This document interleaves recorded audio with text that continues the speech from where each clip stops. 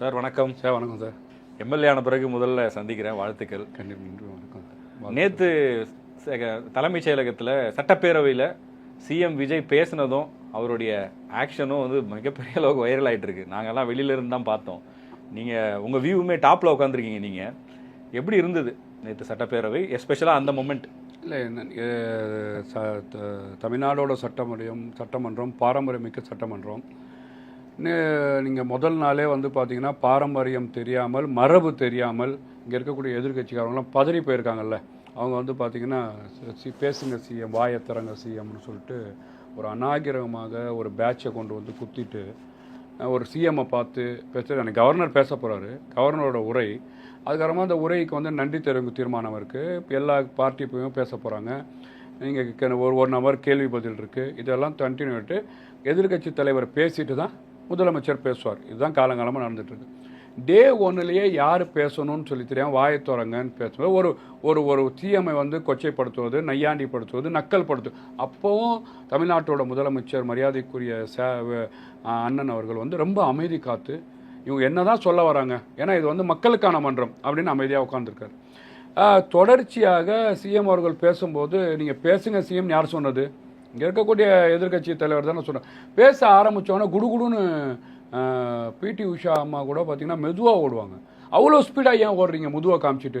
அப்போ என்ன பயம், என்ன நடுக்கம்? உங்களை மக்கள் மன்றத்தில் எதுக்கு தேர்ந்தெடுத்துருக்கிறாங்க? மக்கள் பிரதிநிதியாக மக்கள் மன்றத்தில். இதுலேயே என்ன சொல்கிறாருன்னு கேட்டிங்கன்னா, சட்ட ஒழுங்கு தமிழ்நாட்டில் நீங்கள் வந்து ஒரு குற்றச்சாட்டை வைக்கிறீங்க.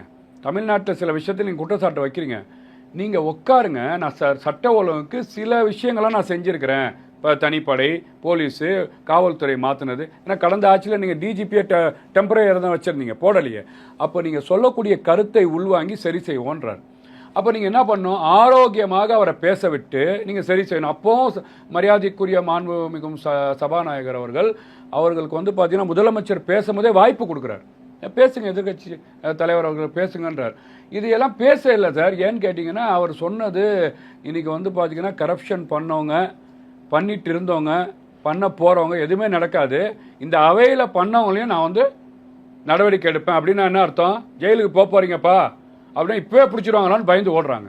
இதுதான் அங்கே நடந்தது. இப்போ அவருடைய ஸ்பீச்சுமே இப்போ நீங்கள் சொன்ன மாதிரி முதல்ல வந்து பாயிண்ட் பை பாயிண்ட்டாக சொல்கிறார் என்னென்ன பண்ண போகிறேன் அப்படிங்கிறதெல்லாம். பட் ஒரு டைமில் எக்ஸ்டெம்பராக பேச ஆரம்பிச்சிட்டார். பேப்பரில் இருக்க அந்த பாயிண்ட்ஸ் எல்லாம் கூட கீழே வச்சுட்டு பேச ஆரம்பிச்சிட்டாரு. குட்டி ஸ்டோரி சொல்லும் போது எடப்பாடி பழனிசாமியை பார்த்து சிரிக்கிறாரு, ரசித்து பார்த்துட்டு இருக்காரு. நம்ம காணா போனதை சொல்ல முடியும். நான் கேட்குறேன், நீங்கள் வந்து ஒரு நாட்டோட முதலமைச்சரை, மக்களால் தேர்ந்தெடுக்கப்பட்ட ஒரு மெஜாரிட்டி கவர்மெண்ட்டை டிஃபன் கேரியர்னு சொல்லுவீங்க, சோஃபான்னு சொல்லுவீங்க, குதிரை பேரன்னு சொல்லுவீங்க, நக்கல் பண்ணுவீங்க. சார், இந்த நடந்த எலெக்ஷன் வந்து வித்தியாசமான எலெக்ஷன். பல பேர் பல லட்சத்தை செலவு பண்ணி 3 ஃப்ளைட்டு 4 ஃப்ளைட்டு மாறி வந்து ஓட்டு போட்டு போயிருக்கிறாங்க. பல ஸ்டேட்டில், எனக்கு தெரிஞ்ச கர்நாடகா, ஆந்திரா போன்ற ஸ்டேட்லலாம் லீவ் விடலான்னு சொல்லி அங்கே இருக்கக்கூடிய தமிழக மக்கள் ஸ்ட்ரைக் பண்ணியிருக்கிறாங்க. எங்களுக்கு ஒரு நாள் லீவ் வேணுங்க, எங்கள் நாட்டில் எலெக்ஷன் நடக்க போகுது. இது வரலாறுலேயே நடக்கலை. அப்போது ஒரு நல்லாட்சி வரணும்னு மக்கள் வந்து இங்கே வாக்களிச்சுட்டு போயிருக்காங்க. நீங்கள் வந்து அவ்வளோ கேவலமாக கிண்டலாக பேசுவீங்களா? நீங்கள் என்ன தைரியம் உங்களுக்கு? 5 வருஷம் மக்கள் விரோத ஆட்சியை நடத்திட்டு 5 வருஷம் மக்களால் புறக்கணிங்க. நாங்கள் இவ்வளோ பேசக்கூடிய திமுக அரசாங்கம் 5 வருஷம் கொளத்தூர்லேயே முகாமிட்டிங்களே. எங்கள் தலைவர் 5 நிமிஷம் தானே பேசினார். 5 வருஷத்துலேயே வந்து போய் வீட்டில் உட்காந்து இன்னைக்கு வந்து வீட்டில் உட்கார வச்சுருக்கிறாங்களே, போர்ட் அவுட் ஆகிருக்கீங்களே. நீங்கள் 5 வருஷமாக முகாமிட்டவர்கள் மக்களை நீங்கள் பாடம் புகிட்டு இல்லையா? அப்போ இதிலேருந்து என்ன தெரியுது? நீங்கள் என்ன சொல்கிறீங்களோ அதான் நடக்கும். நீங்கள் பாலை எவ்வளோ தூரம் வீசுறீங்களா செவத்தில், அந்த பால் அவ்வளோ தூரம் வீசப்படும். நீங்கள் வந்து சபை மாண்பை கடைப்பிடிச்சிங்களா? மரியாதையை கடைப்பிடிச்சிங்களா?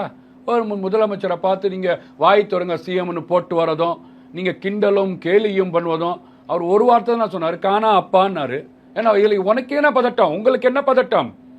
காணா போயிட்டா யார் காணா போயிட்டா? யார் காணா ஆக்குனா? யாருக்கு மக்கள் வாக்களிச்சிருக்கிறாங்க? மக்கள் வந்து உங்களை வந்து நிராகரிச்சுக்கிறாங்க. அந்த இடத்துல நான் இன்னொன்று கூடுதலாக கேட்குறேன். அவ்வளோ விஷயம் பேசும்போது கருணாநிதின்ற ஒரு வார்த்தையை, சாரி சார் கலைஞர்னு சொல்கிறார். இந்த மாதிரி முதலமைச்சரை பார்க்க முடியுமா சார்? அவங்க எதிர்கட்சி பார்ட்டி இல்லையே, நான் பேசலாமான்னு சொல்லி கேட்குறார். அப்போ இவரோட மாண்பு என்ன, மரியாதை என்ன, சட்டமன்றத்தை யார் மதிக்கிறா? அப்போ நீங்கள் ஆரோக்கியமான சட்டமன்றம் நடத்தணும்னு சொன்னால் நீங்கள் உண்மையாக களத்தில் இருந்து நீங்கள் சொல்லக்கூடிய பார்ட்டி ஃபண்ட் தானே பிரச்சனை உங்களுக்கு. யாரு பார்ட்டி ஃபண்டுன்னு கேட்டிருக்கணும். நாங்க பார்ட்டி ஃபண்ட் சொல்ல, அவங்க ஆதாரம் ஃபண்ட் எல்லாம் கேக்குறாங்க. தாத்தா ஃபண்டு, அது எங்களுக்கு தெரியும். ஃபண்டு தமிழ்நாட்டோட வரி பணம் பூரா இது பார்ட்டி ஃபண்ட் இல்ல தாத்தா ஃபண்டுக்கு போயிருக்குன்னு எங்களுக்கு தெரியும். மக்கள் மன்றத்துல பேசுறாங்க சார். நீங்க ஊழல் பண்ணிருக்கீங்களே, நீங்க போட்டக்கூடிய டெண்டரு, உதாரணத்துக்கு ஒரு லைட் வந்து 12 ரூபானா நீங்க என்ன கணக்காட்டுறீங்க? 48 ரூபான்னு கணக்காட்டுறீங்க. அப்ப முறையாக இந்த அரசாங்கம் 4 பேர் 5 பேர் 10 பேர்ட்ட டெண்டர் வாங்குறாங்க. எல்லா பேப்பரும் அவங்களுக்கு வந்து தகுதி இருக்கான்ற அடிப்படையில் அவங்க வந்து எல்லா லைசன்ஸ் வச்சு பேப்பர் வாங்குறாங்க. அப்போ இதில் யார் 12 ரூபா போட்டிருக்கா, யார் 15 ரூபா போட்டிருக்கா, யார் 20 ரூபா போட்டிருக்கான்னு சொல்லி 12 ரூபாய்க்கு கொடுக்குறாங்க. யார் கம்மியாக போட்டிருக்காலோ இப்போ நீங்கள் என்ன பண்ணுறீங்க? 12 ரூபா லைட்டை 20 ரூபா போட்டிருக்கவங்கள கொடுத்துட்டு அந்த 8 ரூபா எங்கே போகுது? எந்த தாத்தா ஃபண்டுக்கு போகுது? எந்த பார்ட்டி ஃபண்டுக்கு போகுது? அதை தான் நீங்கள் வந்து அந்த ஃபண்டு தமிழக அரசாங்கத்துக்கு வருது. இது தவறு. நான் கேட்குறேன், தவறு செய்தவர்கள் மீது நடவடிக்கை எடுக்க போறோம்னு சொல்றது ஒரு நாட்டோட முதலமைச்சர் சொல்ற தவறான வார்த்தையா? பூனைக்குட்டி வெளில வந்து ஏன் பயப்படுறீங்க? நீங்க உங்களுக்கு நீங்க தவறு செய்யலன்னா சொல்லுவாங்களே கனம் வந்து இல்லைன்னா நீங்க ஓட அவசியம் இல்லையே. யார் தவறு செஞ்சா என்ன நிறுவனமாச்சு? நாங்களாம் யோகிய சிகாமணிகள். எங்களை வந்து நீங்கள் வந்து பார்த்தீங்கன்னா விஞ்ஞான ஊழல் நாங்கள் பண்ணி ஆட்சியே கலைச்சவங்க. அதெல்லாம் நாங்கள் சரி செஞ்சு வந்திருக்கிறோம். பொன்முடி போன்றவர்கள்லாம் தண்டனை பெற்றிருக்கிறாங்க. ஐயா எங்களுக்கு வயசாயிடுச்சு ஐயா, இதுக்கு மேலே தண்டனை கொடுக்காங்கலாம் கோர்ட்டில் கேட்டிருக்கிறாங்க. நாங்கள் வந்து ரொம்ப நல்லவங்க. யாரை வந்து அயோக்கியர்கள், யாரை திருடர்கள், யார் மக்கள் வரி பணத்தை கொள்ளடிச்சாருன்னு சொன்னவரோ எங்கள் கூட வச்சு அவங்களுக்காக அமைச்சர் பதவியை நிறுத்தி வச்சோம். அப்போ இதெல்லாம் நீங்கள் வந்து ஆரோக்கியமாக பேசிருக்கணும். அவர் வந்து பார்த்தீங்கன்னா 21-26 சொன்னாரா? 2017 சொல்றார். 2000 ஆஃப்டர் மேடமோட இறப்புக்கு அப்புறமா 2017 சொல்றாரு. அப்ப நீங்க 2017 2021 உங்களோட பிரச்சாரம் என்ன? வாக்கி டாக்கி ஊழல்னீங்க, முட்டை ஊழல்னீங்க, தாதுமலல் ஊழல்னீங்க, குட்கா ஊழல்னு சொல்லி சட்டமன்றம் மாண்பு தெரியாம குட்காவை எடுத்துட்டு போய் காமிச்சிங்க, சட்டையை கிழிச்சு நடிச்சிங்க. இப்ப இதெல்லாம் பண்ணீங்களா இல்லையா? நீங்க கடந்த ஆட்சியில மக்களோட வரி பணத்தை கொள்ளடிச்சுக்கிறாங்க, நாங்கள் முழுமையாக கருவூலகத்துக்கு கொண்டு வரோம்னு சொன்னால் நாங்கள் டிஸ்ட்ரிக்ட் கோர்ட்டு போட்டு பப்ளிக் பூத்து மாதிரி எல்லாருமே நடவடிக்கை எடுப்பேன் நீங்கள். ஆனால் இங்கே மாறா என்ன செஞ்சீங்க? யாரை அயோக்கியர்கள் விமர்சிச்சிங்களோ, யாரை வந்து மக்கள் பணத்தை திருடிட்டாங்கன்னு விமர்சிச்சிங்களோ, யாரை வந்து பார்த்தீங்கன்னா மக்களுக்கு விரோதமானவங்க விமர்சிச்சிங்களோ, அந்த எடப்பாடி பழனிசாமியை இந்த திமுக அரசாங்கம் ஒன்று சேர்ந்து விஜய் சாரோட ஆட்சி வரக்கூடாதுன்னு கை கோக்குன்னு முயற்சி செஞ்சீங்களா இல்லையா? நாட்டு மக்கள் பார்க்குறாங்களா இல்லையா? அப்போ 40 திருடர்களை 20 திருடர்கள் 20 பிரிச்சு இருக்கிறீங்க. அந்த யாரு திருடர்களோ அந்த 40 திருடர்களை அரெஸ்ட் பண்றோம்னு சொல்றோம். இதுல உங்களுக்கு என்ன பயம்? மக்களோட வரி பணத்தை உள்ள கொண்டு வரணும். இதை நாங்க சொல்லும் போது எங்க சட்டமன்ற உறுப்பினர்களும் செய்ய மாட்டாங்க, நான் செய்யவும் விட மாட்டேன், செய்யறவங்க மேல நடவடிக்கை எடுப்பேன், செஞ்சவங்க மேல நடவடிக்கை எடுப்பேன் அப்படின்னு சொல்லும் போது நாங்க செய்ய மாட்டோம், அமைதியா உட்கார்ந்துருக்கோமா இல்லையா? எதிர்க்கட்சி தலைவர் அவர்கள் உதயநிதி ஸ்டாலின் அவர்கள் பேசும்போது நாங்கள் அமைதியாக உட்காந்துருக்கிறோம். நீங்கள் என்னென்னமோ கிண்டலும் கேலியும் பண்ணீங்க. ஏன் முதலமைச்சர் பேசும்போது நீங்கள் வந்து குதிக்கிறீங்க? நீங்கள் அவர் யார், செபாஸ்டினா மார்டின், ஒரு ஆஸ்டின் ஒரு மூத்த சட்டமன்ற உறுப்பினர் இறங்கி ஏன் ஓடி வரார்? சபாநாயகர் ஏன் அவரை கண்டிக்கிறார்? ரவுடிசம் பண்ணுறீங்களா? ஏற்கனவே மாண்புமிகும் பேரவைத் தலைவர் தனபால் அவர்களை பண்ணி சட்டையை பிடிச்சி இழுத்து கையை பிடிச்சி இழுத்து அவரை கேவலமா பேசி அவர் சேர்ல குரங்க மாதிரி குதிச்சிங்களே, அந்த மாதிரி பண்ணணும்னு நினைக்கிறீங்களா? இல்ல ஏற்கனவே மேடம் அவர்களை வந்து தனி ஒரு நபராக சிங்கப்பெண்ணாக சட்டமன்றத்தில் வரும்போது சேலையை பிடிச்சி இழுத்து முடியை பிடிச்சி இழுத்து நீங்க வந்து அசிங்கப்படுத்துறீங்களே, அந்த மாதிரி பண்ணணும்னு நினைக்கிறீங்களா? சார், இது வந்து சட்டமன்றத்தோட மாண்பையும் மரபையும் பேசுறதுக்கு திமுக காரங்களுக்கு தகுதி இருக்கா? நாங்க அதை தான் கேட்கிறோம்.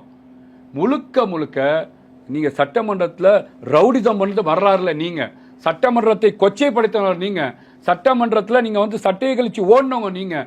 இன்னைக்கு வந்து முதலமைச்சர் அவர்கள் பேசுறாருன்னு சொன்னா மக்கள் உங்களை நிராகரிச்சுறாங்க. நீங்க என்ன பேசுறீங்க? ஒண்ணுமே கிடையாது, இவர் நடிகர், புரியுதா? உங்களுக்கு நடிக்க கூட தெரியலையே, அதுல கூட ஃபெயிலியர் ஆச்சு. நீங்க இப்போ வந்து ஷூட்டிங் ஸ்பாட் மாதிரி மாத்திட்டாங்க, கேரவான்லாம் கொண்டு வந்துருவாரு போல, உள்ள சபாநாயகர் ஆக்ஷன் சொல்றாரு, இவர் நடிக்க ஆரம்பிக்கிறாரு, அவர் சிஎம் அப்படிங்கறத ஞாபகம் வச்சுட்டு பேச சொல்லுங்கன்னு எதிர்கட்சிகள். ஊட்டியில் நடந்தது photo shoot, shooting spots, Sekar பாபுவும் எக்ஸ் முதலமைச்சர் ரோட்ல டான்ஸ் ஆனாங்களே, அதெல்லாம் நடக்காது சார். இது தமிழ்நாட்டு நாங்கள் வந்து பார்த்தீங்கன்னா அரசியலுக்கு வரோம், மக்கள் பணிக்கு வரோம்னா இதுக்கப்புறமா நடிக்க மாட்டோம்னு சொல்லிட்டு வரோம். உங்களை மாதிரி வந்து பார்த்தீங்கன்னா வேற மாதிரி கொண்டு போய் பினாயில குடிச்சிங்களா எதை குடிச்சு அப்படிலாம் வரல சார். இது அதுலேயும் ஃபெயிலியர் நீங்கள், புரியுதா? உங்களை மக்கள் அதுலேயே ஏற்றுக்கல. நீங்கள் வந்து உட்காந்துருக்கீங்க. இன்னைக்கு நாங்கள் 200 ஜெயிப்போம், எங்களுக்கு சூரியன் வந்து பார்த்தீங்கன்னா சூரியன் எப்போ வரைக்கும் இருக்கோ காலம் அது வரைக்கும் இருக்கும், நாங்கள் எங்களுக்கு கண்ணு கட்டின தூரம் வரைக்கும் எதிரியே இல்லை, இது வந்து 2%, 3%, நாங்கள் வந்து கமலஹாசனை பார்த்தோம், சிவாஜி கணேசனை பார்த்தோம், இதெல்லாம் பேசுனீங்களா இல்லையா? மக்கள்கிட்ட நீங்கள் மக்கள் நினச்சா வேரோட மண்ணோடவும் பிடுங்கி போட்டுருவாங்க. அப்போ ஒரு மக்கள் நல்லாட்சி தரணும்னு சொல்லி நீங்கள் 5 வருஷம் சிறந்த ஆட்சி சொல்லியிருந்தா ஏன் சார் வந்து மக்கள் உங்களுக்கு வந்து ஓட்டு போட்டிருக்க மாட்டாங்க? ஏன் மக்கள் வந்து உங்களுக்கு வந்து லெஃப்ட் ஹேண்ட் சைடு உட்கார வச்சிருக்கிறாங்க? நீங்கள் பார்த்தீங்களா? ஏற்கனவே ஆண்ட கட்சி, ஏற்கனவே இருந்த எதிர்கட்சி ஒரே தரப்பில் ஒரே சைடில் உட்காந்துருக்குறாங்க. அப்போ ஒரு மக்கள் நல்லாட்சி தரக்கூடிய ஒரு முதலமைச்சரை தேர்ந்தெடுத்திருக்காங்கன்னா 40 நாள் ஆச்சுங்க. இவ்வளோ ஏன் குதிக்கிறீங்க? ஏன் வானத்துக்கும் பூமிக்கும் இவ்வளோ குதிக்கிறீங்க? ஏன் தூக்கம் வரலையா? தொட நடுங்க வருதா? போலீஸை பார்த்தா பயமா இருக்கா செஞ்ச தப்புக்கு? நான் கேட்குறேன், நீங்கள் 40 நாள் ஆட்சி செஞ்சீங்களே, எடுத்து பாருங்க. சுந்தர் பிச்சை கூகுளில் தட்டுங்க, சொல்வார் உங்களுக்கு விளக்கம். 40 நாளில் தமிழ்நாட்டோட தலையெழுத்தே புரட்டி போட்டிங்களா? 5 வருஷமா ஒன்றும் கிழிக்கல. மக்கள் வந்து பார்த்தீங்கன்னா உங்களை கூட்டுட்டு போய் இன்னைக்கு கூவத்தில் தள்ளியிருக்கிறாங்க. இது வந்து பார்த்தீங்கன்னா இது தூத்துக்குடியில் இருக்கிற கூமுட்டை ஆட்சி மாதிரி முட்டையில் கலர் இருக்குன்னு சொன்னீங்களா இல்லையா? அவ்வளோ மோசடி பண்ணியிருக்கிறீங்க, அவ்வளோ இங்கே வந்து மோசமான ஆட்சி நடந்திருக்கு. இந்த 40 நாள் ஆட்சியை வந்து இன்னைக்கு சட்ட ஒழுங்கை வந்து சரி செய்யணும்.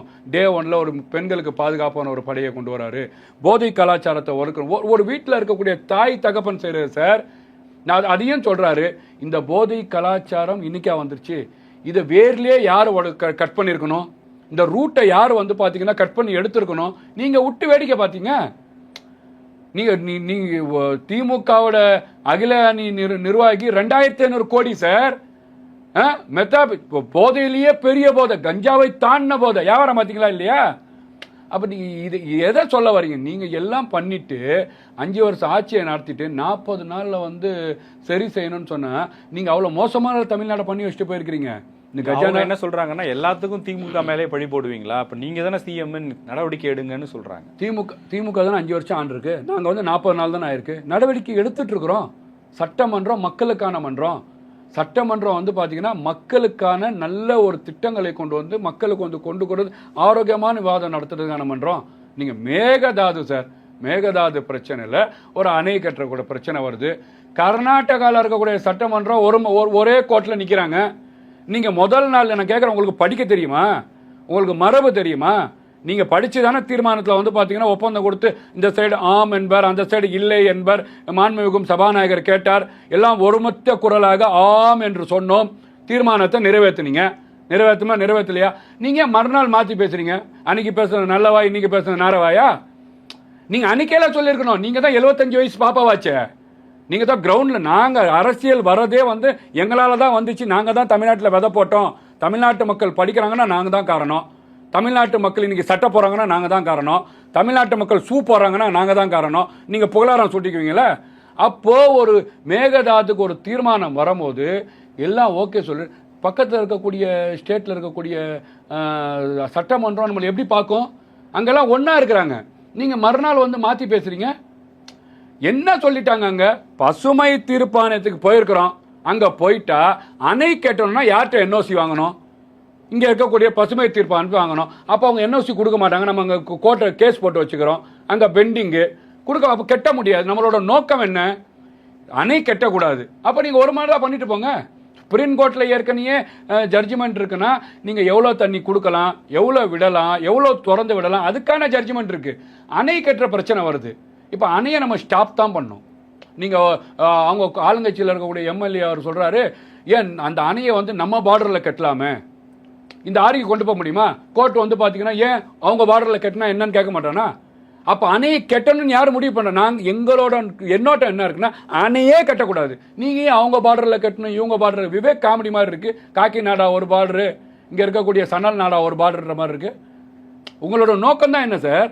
அப்போ முழுக்க முழுக்க தமிழ்நாட்டோட நலனையும் தமிழ்நாட்டுக்கு மக்களுக்கு என்ன தேவையோ தீர்க்கமாக ஆராய்ஞ்சி சட்ட வல்லுநர்களை வந்து பார்த்தீங்கன்னா முறையிட்டு அதுக்கான விஷயத்தை இன்னைக்கு இருக்கக்கூடிய தமிழக முதலமைச்சர் நல்லாட்சியை கொடுக்குறார். திமுக அரசாங்கத்துக்கு பயம் ஒன்றும் பேச முடியல. இன்னைக்கு வந்து பார்த்தீங்கன்னா குடுன்னு ஓடுறாங்கன்னு பார்க்குறேன். Okay sir. இப்போ அங்கே அசம்பிளியில் பொதுவாக முதலமைச்சரை பொறுத்த வரைக்கும் இப்போ ஃபஸ்ட் டைம் அவர் எம்எல்ஏவாகி உடனே முதலமைச்சரானவர். இதுக்கு முன்னாடி ப்ரியர் எக்ஸ்பீரியன்ஸ்ன்றது கிடையாது. அந்த ஹாப்பனிங்ஸ் எல்லாம் அவர் எப்படி எடுத்துக்கிறார்? இப்போ ஆக்ரோஷமாக அங்கேருந்து பேசுகிறாங்க, ஓடி வராங்க. நாங்கள் இங்கேருந்து பார்க்கும்போதெல்லாம் அவர் சைலண்ட்டாக இருக்க மாதிரி தான் இருக்காரு. அவர் எப்படி இருக்காரு? அந்த விஷயங்களை கொஞ்சம் சொல்லுங்கள். ரொம்ப அவர் வந்து இப்போ நீங்கள் நினைக்கிற மாதிரி ஃபஸ்ட் டைம் முதலமைச்சர் சார். அங்கே ஃபஸ்ட் டைம் சட்டமன்ற உறுப்பினர் தான். அங்கே இருக்கக்கூடியது பார்த்தீங்கன்னா அப்படிலாம் இல்லை. எல்லாம் நீங்கள் தானே சொன்னீங்க, எல்கேஜி பசங்க, அப்புறம் இங்கே தற்கூரிகள். இன்றைக்கி தற்கூரிகள் மெர்க்கூரிகளாக மாறிடுச்சு தமிழ்நாட்டு மக்களுக்கு. புரியுதா அவங்களுக்கு? இவங்களால ஒன்றுமே செய்ய முடியாது, ஆட்சியை பிடிக்க முடியாது, இவங்க அமைச்சரவையை நடத்த முடியாது, இவங்க ஊழலெல்லாம் ஆட்சியை கொடுக்க முடியாது, தமிழ்நாட்டோட முதலமைச்சர் வரவே மாட்டார், இப்படிலாம் இன்னைக்கு வந்து தமிழ்நாட்டோட முதலமைச்சர் தன்னோட வேலையை காலையில் 9 மணிலேருந்து சாயங்காலம் முழுமையாக 6 மணி வரைக்கும் வீட்டில் இருந்து மக்களுக்காக ஒரு சர்வீன்ட் ஓரியன்ட்டில் வந்து இந்த அசம்பிளியில் உட்காந்து பண்ணுற. நான் கேட்குறேன், இது அவருக்கு புதுசு கிடையாது சார். அவர் வந்து பார்த்தீங்கன்னா சினித்துறையில் இதோட கஷ்டப்பட்டு உழைச்சிருக்கலாம், அதுவும் ஒரு துறை தானே. அதையும் தாண்டி அப்போயோ ஒரு மனசில் என்ன இருக்குன்னு கேட்டிங்கன்னா, உதயநிதி மாதிரி சார் அங்கே இருந்து ஹெலிகாப்டரை பிடிச்சி ஃப்ளைட்டை பிடிச்சி அப்படின்னு வந்து வைஸ் சிஎம் எல்லாம் ஆகலை சார். புரியுதா உங்களுக்கு? முதலமைச்சரோட பேரனாக, முதலமைச்சரோட மகனாகலாம் இங்கே முதலமைச்சர் ஆகலை. மக்கள்கிட்ட போய் அவரோட ஒரு விஷயத்தை வந்து மக்கள்கிட்ட சொல்லி, இப்போ அவர் தன் படத்தில் வந்து பார்த்தீங்கன்னா மக்களுக்கு சமூக அக்கறையை கொண்டு வந்து, தமிழ்நாட்டில் இருக்கக்கூடிய எத்தனையோ நடிகர் இருக்கிறாங்க, எல்லா நடிகரையும் தேர்ந்தெடுத்துட்டாங்களா? இன்னைக்கு கர்நாடகா போனால் கூட்டம், ஆந்திரா போனால் கூட்டம், கேரளா போனால் கூட்டம்.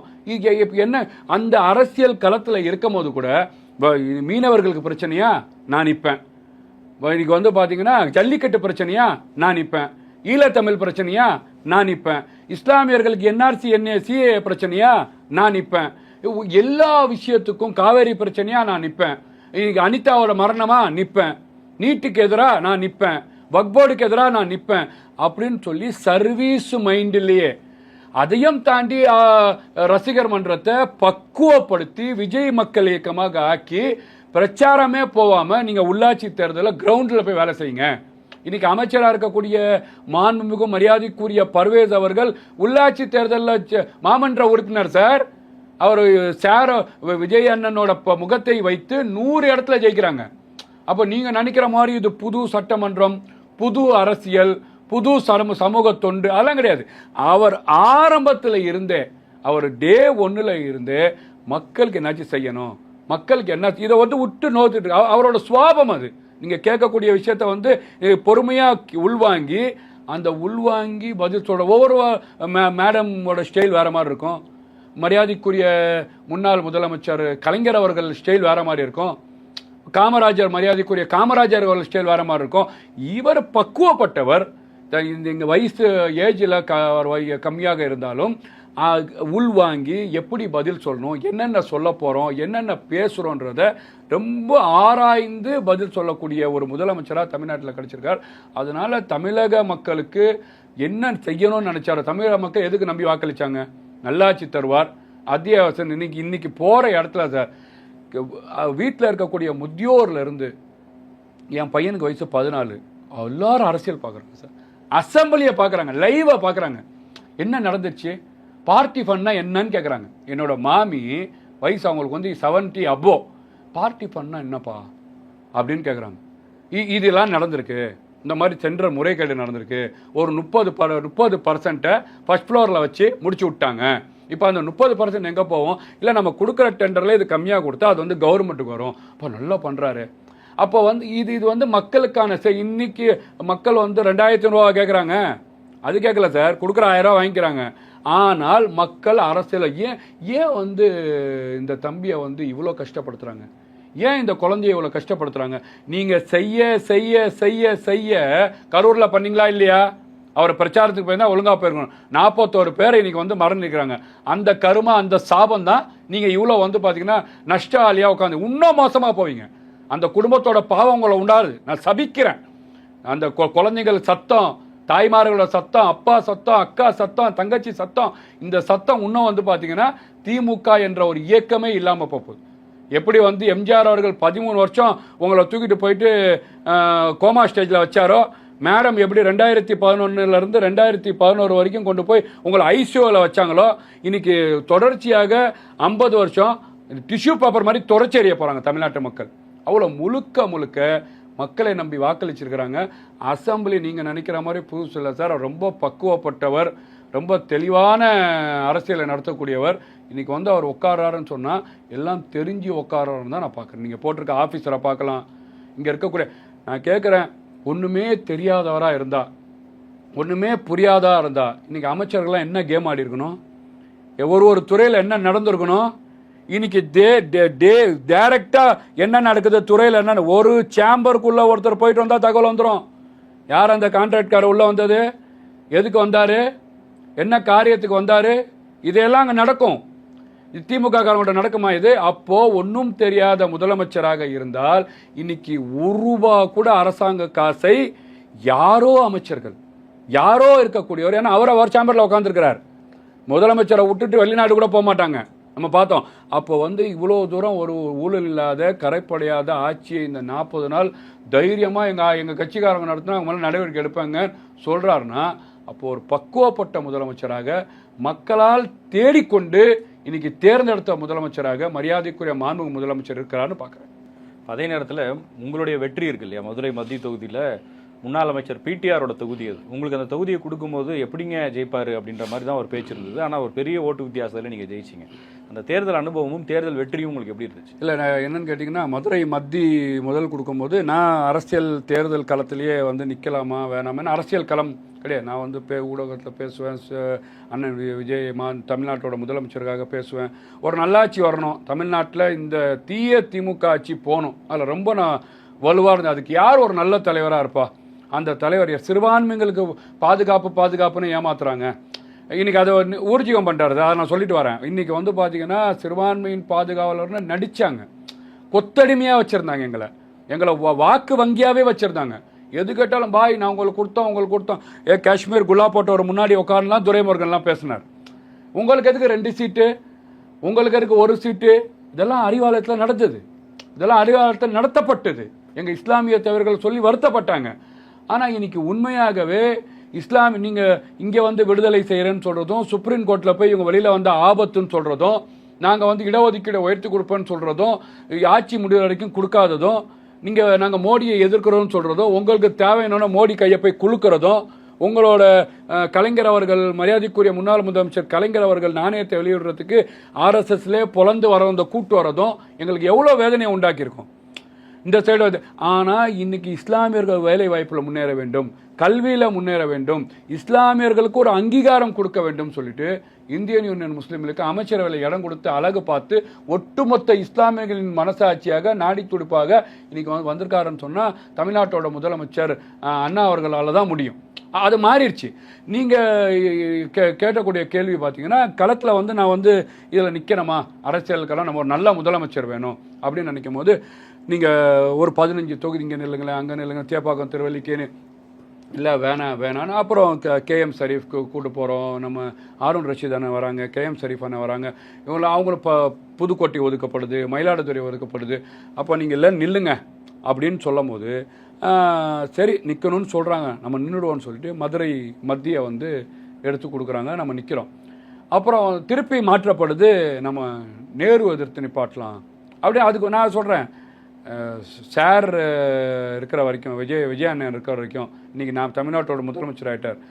அப்போ வந்து தமிழக வெற்றி கழகத்தோட தலைவர் இருக்கிற வரைக்கும் ஒன்றும் பிரச்சனை இல்லை, நீங்கள் ட்ரம்ப் எடுத்து சீட்டு கொடுங்க, நான் அங்கே போய் நிற்கிறேன், ஆனால் ஜெயிச்சுட்டு வருவேன், அதில் நம்பிக்கை இருக்குது அப்படின்னு சொல்லிட்டு மதுரை களத்தில் வந்து போகிறோம். மதுரை வந்து எனக்கு என்னதான் பூர்வீகம் சவுத்தாக இருந்தாலும் மதுரையில் சொந்தக்காரங்கள் தான், நம்மளோட பயணங்கள் கம்மி. அங்கே காஜியார் தோப்பில் நம்ம வளர்ந்து பிறந்து இருந்தாலும் பயணங்கள் கம்மி. இங்கே வர்த்தகத்துக்காக சென்னைக்கு வந்துட்டோம். அப்போ களத்தில் இறங்கும் போது முதல் நாள் பிரச்சாரம் போகிறோம், தத்தநேரி என்ற ஒரு இடத்துல வந்து பிரச்சாரத்தை ஸ்டார்ட் பண்ணுறோம். பிரச்சாரம் பண்ணும்போது ஒரு பிரபலம் பெற்ற ஒரு ஒரு ஒரு மருத்துவமனை வாசலில் ஆண்களும் பெண்களும் நிற்கிறாங்க. பெண்கள் அதிகமாக ஒரு 60 பேர் நிற்கிறாங்க. 60 பேர் நின்று வரவேற்கிறாங்க. நாளாச்சு எடுக்கிறாங்க, சால்வை போடுறாங்க, கை கொடுக்குறாங்க. அந்த மாதிரி நடக்கும்போது என்னோட கையை பிடிக்கிறாங்க, நானும் கையை கொடுக்குறேன். அவர்கள் கையே, அந்த பெண்கள் கையே பெண்கள் வந்து முத்தமிட்டுறாங்க. எனக்கு ஒரே சந்தேகம், என்ன நடக்குது இங்கே, ஒன்றும் புரியல, ஐதீகமா என்னன்னு தெரியல, இது என்ன கதைன்னு தெரியல, கேட்போன்னு சொல்லிட்டு நான் எதிர் பில்டிங்க்கு போய் ஓட்டு கேட்டவன், நடந்துதான் ஓட்டு கேட்டேன். நான் சொல்லிட்டேன், ஜீப்லேயே நான் ஏற மாட்டேன், என்னைய நீங்கள் பேசணும்னு சொன்னீங்கன்னா மட்டும் நான் ஜீப்பில் ஏற, அதுவும் நீங்கள் 4 பாயிண்ட் போட்டிங்கன்னா நான் 1 பாயிண்ட் தான் பேசுவேன். நம்ம திமுக செய்யக்கூடிய அயோக்கியத்தனம், அடவாடித்தனம், பார்த்தீங்கன்னா திருட்டுத்தனத்தை பேசிலாம் சொல்ல வேணாம். மக்கள் தெளிவாக புரிஞ்சுக்கிட்டாங்க, இவங்க எப்போடா விடுதலை கிடைக்கும், சுதந்திரம் எப்போ கிடைக்கும் அந்த தமிழ்நாட்டுக்குன்னு முடிவு பண்ணி அண்ணன் அவரை கொண்டு வந்துட்டாங்க. அப்போ அந்த பெண்கள்கிட்ட போய் என்னன்னு கேட்டிங்கன்னா, அண்ணன் உங்கள் கையை பிடிச்சார்ல, அதனால நாங்கள் முத்தம் இட்டுக்கிறோம்.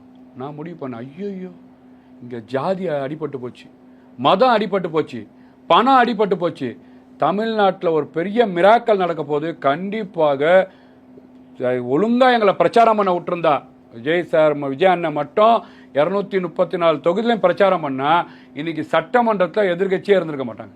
இன்னைக்கு 2 பேர் உட்காந்துருக்காங்களே, 2 பேர் இருந்திருக்க மாட்டாங்க.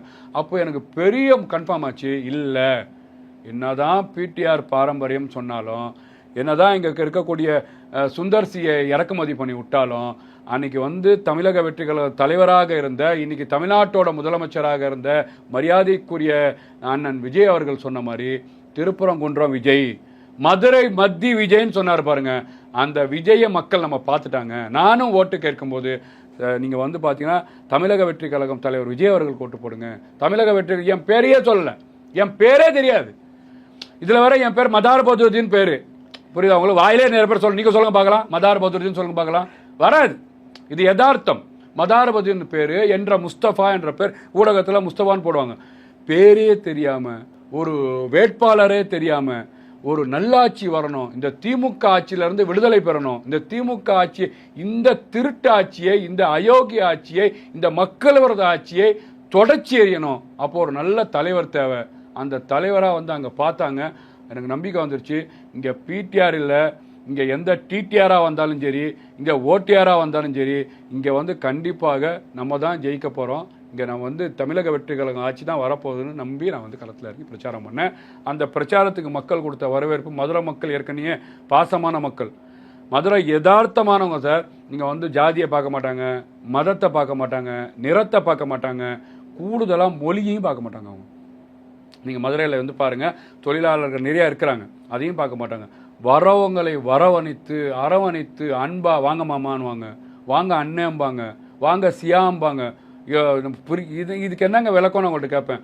அவ்வளோ பாசமாக பிரச்சாரத்துக்கு போகிறோன்னு சொன்னால் வீட்டில் வந்து உள்ளே கூப்பிட்டு போய் நீங்கள் தண்ணி குடிங்க, நீங்கள் ஏன் சில இடத்துல கேட்பேன், நீங்கள் ஏன் வந்தீங்க, நீங்கள் வராட்டியும் நாங்கள் அதுக்கு தான் ஓட்டு போடுவோம். நீங்கள் வர, ஒரு வீட்டில் போகிறேன், ஒரு அம்மா, நான் 10th வந்து நல்ல மார்க் எடுப்பேன், நான் விசிலுக்கு ஓட்டு போடுவேன். வித்தியாசமாக ஒருத்தர் வந்து பார்த்தீங்கன்னா வேலைக்கே போகல, அந்த பையன் சொல்கிறான், நீங்கள் அம்மா நான் வேலைக்கு போகிறேன், நீங்கள் விசிலுக்கு ஓட்டு போடுங்க. அங்கே விசிலுக்கு ஓட்டு போடப்பட்டிருக்கு. என்னன்னு கேட்டிங்கன்னா, அந்த பையனுக்கு வந்து பார்த்தீங்கன்னா 28 வயசு, வேலைக்கே போகல. இதை நான் வந்து ஓட்டுக்கு போய் அந்த ஃபாத்திமா காலேஜுக்குள்ளே போயிட்டு வரும்போது அந்த தாய் கூப்பிட்டு சொல்கிறாங்க. அப்போது தமிழ்நாட்டு மக்கள், தமிழ்நாட்டு இளைஞர்கள், தமிழ்நாட்டோட வாக்காளர்கள், தமிழ்நாட்டில் ஒரு நல்லாட்சி தரணும் இருக்கிற ஏகோதிபத்திய இன்றைக்கி வந்து மக்கள் வந்து பார்த்திங்கன்னா முறையாக தமிழக வெற்றி கழகத்தில் விஜய் அவர்கள் இன்றைக்கி முதலமைச்சர் வரணும்னு சொல்லி முடிவு பண்ணிட்டாங்க. இந்த தாக்கம் சார் நீங்கள் எழுதி வச்சுக்கோங்க. இன்றைக்கி நான் சொல்கிறேன், வரக்கூடிய உள்ளாட்சி தேர்தல், மாநகராட்சி தேர்தலில் 96% வெற்றி வாய்ப்பை பெறுவார்கள், மாற்றமே இல்லை. நீங்கள் எம்பி சீட்டு பாருங்கள், இன்றைக்கி நாங்கள் வந்து பார்த்தீங்கன்னா யாரெல்லாம் எங்களை பி டீம்னாங்களோ அவங்க பி டீமுக்கு படையெடுத்துட்டு இருக்கிறாங்க. மக்கள் பிரச்சனையை கூட ஒன்றா போல. இன்றைக்கி மாப்பிள்ளை சார், சன் சார், அப்பா சார் மைசூரில் போய் எந்த சாரை பார்த்தாங்கன்னு தெரியல, கஜினி முகமது படையெடுத்த மாதிரி படையெடுத்துட்டு போயிருக்கிறாங்க. ஆர்எஸ்எஸ் காரவங்கள பார்த்தாங்களா, இல்லை பாஜக காரவங்கள பார்த்தாங்களா, அமைச்சரவையில் இடம் பிடிக்க போகிறாங்களா, வாஜ்பாய் மாதிரி முரசொலி மாறனை கூட்டு வந்து அவர் இறக்கும் போது கூட சுடுகாட்டில் உட்கார வச்சாங்க, அது சொல்ல போகிறாங்களா, இல்லை மோடி நல்லாட்சி தராருன்னு சொல்ல போகிறாங்களா, இல்லை பாரத் மாதா கி ஜெயின் சொல்ல போகிறாங்களா, தாமரை வாழ்க சொல்ல போகிறாங்க. அந்த மூவர்ஸ் நடந்துட்டு இருக்கு. அப்போ உண்மையாகவே நாங்கள் தான் மதசார்பையற்ற இயக்கம், காங்கிரஸ் பேர் இயக்கத்தை இன்னைக்கு கூப்பிட்டு வரலாறு காணாமல் பல வருஷத்துக்கு அப்புறம் ஆட்சியில் பங்கு கொடுத்து இன்னைக்கு அழகு பார்த்து வரும் இன்னைக்கு வந்து பார்த்தீங்கன்னா பாஜகவுக்கு எதிரில் இருக்கக்கூடிய என்னைக்கு எந்த வார்த்தை சொன்னாரோ அரசியல் ரீதியான எதிரி திமுக, கொள்கை ரீதியான எதிரி பாஜக, ஒரு சிறப்பான ஸ்டாண்டில் இன்னைக்கு இருக்கிறான்னு சொன்னால் வரும் எம்பி தேர்தலில் 40ம் நமதே, தமிழ்நாட்டு மக்களும் நமதே, தமிழ்நாட்டு முதலமைச்சரும் நமதே மக்கள் வாக்களிக்க போகிறாங்க. திமுக துடைத்தெறியப்பட்ட இயக்கம், மக்களால் வெறுக்கப்பட்ட இயக்கம், எழுதி வச்சுக்கோங்க. 50 வருஷம் இந்த இயக்கம் தமிழ்நாட்டில் இல்லாமல் போகுது. அதுக்கான தலைவர் அங்கே இல்லைன்னு தான் நான் பார்க்குறேன். நன்றி சார். நன்றி.